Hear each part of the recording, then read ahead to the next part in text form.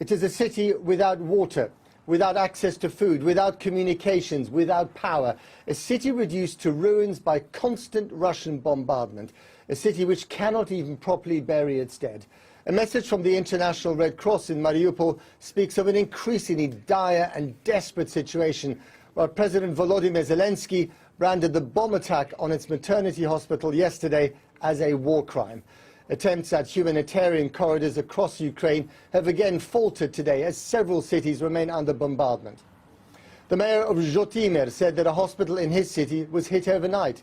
Fighting has intensified in the Brovary suburb of Kyiv, and the second city of Kharkiv remains besieged and battered by Russian forces. But it is Mariupol in the south where the situation is the most desperate. And we should warn you again, there are some highly distressing images from the very start of my report.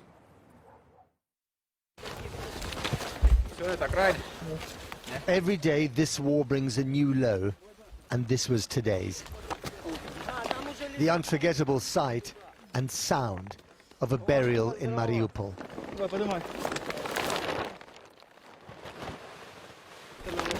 Because of the constant shelling, there is no time or peace for anything more dignified. Remember, 15 days ago, these were all civilians living their lives in this once beautiful port city on the Sea of Azov. Now they're bundled into a hastily dug pit. 70 of them so far.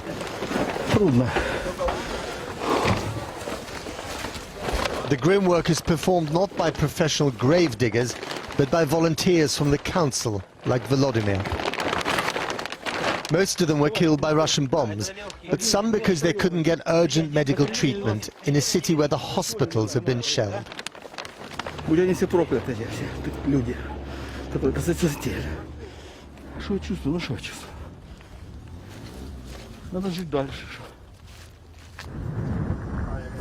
At about the same time, in an alternative reality, whipped by a stiff breeze. Before talks in Turkey that ended without peace, with his Ukrainian counterpart looking on in despair, Russia's chief diplomat doubled down on his version of the truth. Другие страны мы нападать не планируем. Мы на Украину не нападали. Mr. Lavrov was addressing a home audience that only has access to Moscow's reality. When confronted with yesterday's atrocity at the Mariupol maternity hospital, he had this to say. В этом родильном доме, мы об этом сказали 7 марта в Совете Безопасности, давно нет ни женщин, ни детей, ни обслуживающего персонала. Его заняли бойцы батальона «Азов», вместе с прочими радикалами устроили там свой опорный пункт. Как они, в общем, делают по всей Украине, превращая людей в живые щиты. Очень много потерь. And if Russia didn't attack, what are its tanks doing here on the road at Brovary, only 15 miles northeast of Kyiv?